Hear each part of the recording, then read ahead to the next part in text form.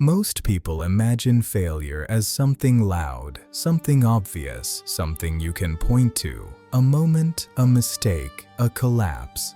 But there's another kind of failure, a quieter one, the kind that doesn't hurt, doesn't break anything, doesn't force a decision. Life keeps working, and that's the problem. At first, nothing feels wrong. You're functioning, you're responsible, you're stable. You wake up, you go to work, you do what's expected.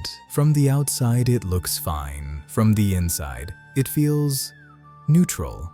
Not happy, not unhappy, just steady. You tell yourself you'll choose later, when things are clearer, when timing makes sense, when you feel more ready.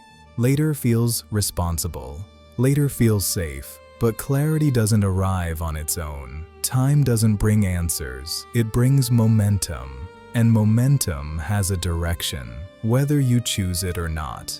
Years pass without resistance. No moment big enough to wake you up. No collapse strong enough to demand change. Nothing pushes you forward. Nothing pulls you back. So you stay. Slowly, curiosity fades. Not because you lost it, but because you stopped feeding it. You stop asking certain questions.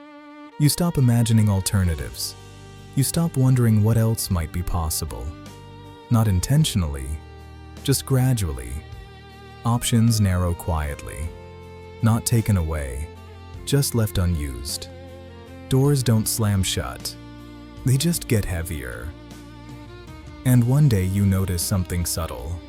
The life you once imagined doesn't feel possible anymore.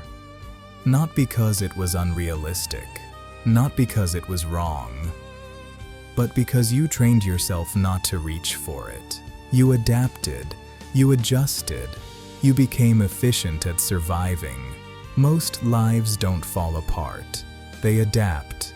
They become smaller in ways that feel reasonable. You call it maturity.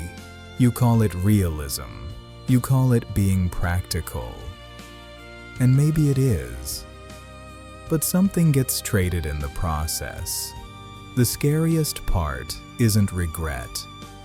It's realizing you accepted less without ever deciding to. Not because you failed, but because you waited.